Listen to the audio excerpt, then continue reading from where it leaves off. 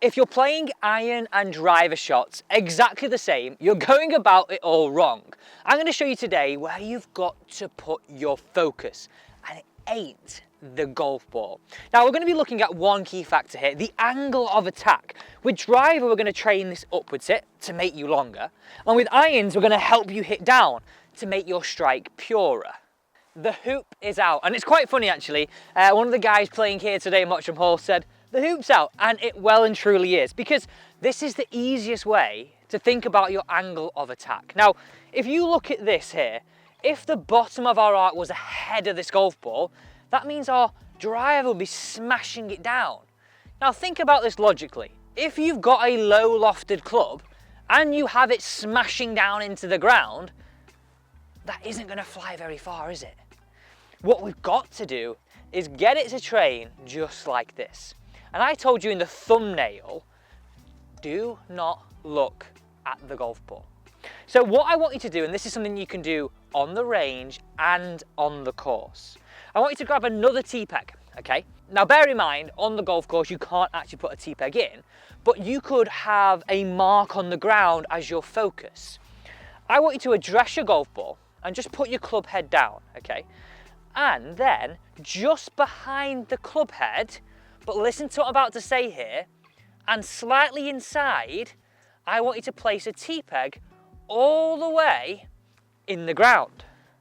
Now the reason why it's slightly inside, just because I want you to imagine the swing's on an arc, and we are going to try and just brush and take the paint off the top of that tee peg before we hit the golf ball. So what I'm saying here is, when you're making your swing, feel as though you focus on this tee peg just behind the ball. Now the beauty of this is, and why I know it works, I always say this to golfers, right? Think of someone punching. If you were just to punch to somebody, it wouldn't have the same force as if you were trying to punch through them. So having that thought, we're trying to go through the tee peg and the ball just gets in the way of the club swinging. Now, I'm going to prove this to you.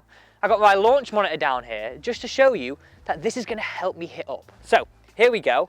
I'm going to address it normally. If you want to, you can address where the tee peg is. I will leave that bit up to you. So have a look at this here. I like to do a bit of a halfway house.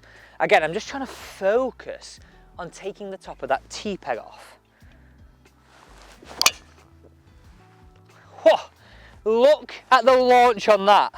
Coming back down into the fairway. But most importantly, what was the number? Now have a look at this right here.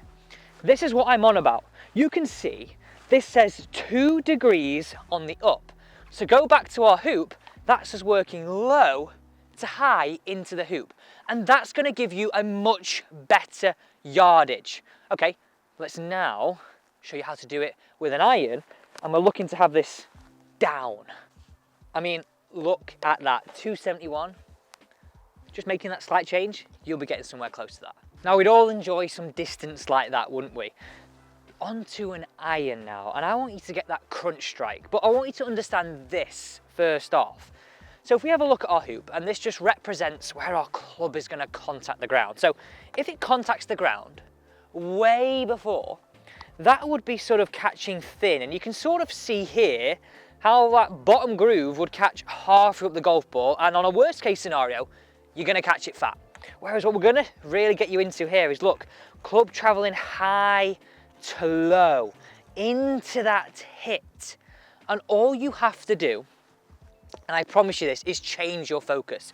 You saw the effects of the angle of attack. You saw it was 2 up with driver just by me putting my focus around about a club head behind. Now, I want to reiterate this. I was focusing on the tee peg here on a drill. You can do that when you're practicing.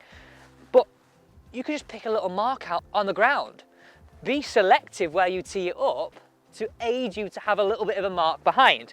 Now with an iron, this is what I want you to do. A club head in front, place a tee peg in the ground all the way in. The idea is simple. You were trying to brush it with your driver. You're now trying to go through it with your iron.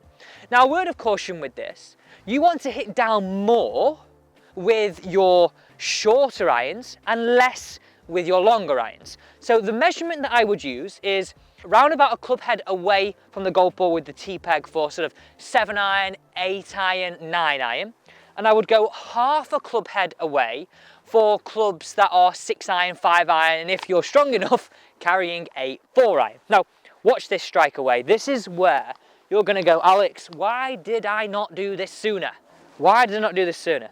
Listen to this strike.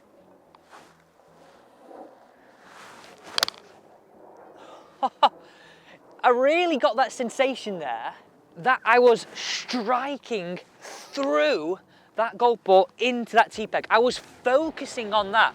Like hitting through the ball to the T-peg, the ball was just getting in the way with an iron. And have a look at this. If I pull that forward T-peg out of the ground, look how I've taken the top off. I mean, that's a pretty good example of what we're looking for. And even better here, let's have a look at this data. Come closer here. Negative 6.1. So going back to our hoop, that's me hitting down 6 degrees, which is a little bit too much for an iron. But I would hope that I would overdo this with the 7 iron on the range. And then on the course, this would sort of maybe around 4.5 to 5. But let's not be picky, right? If we're catching ball and turf, that's exactly what we're happy about. I didn't realise how far this went. 161 in the cold, hopefully I don't look too cold, with a 7 iron I'm absolutely buzzing with. Now thanks so much for watching. Don't forget to subscribe to the channel here at Alex Elliott Golf for free simple golf tips that are just designed to really help you dial in your game quickly.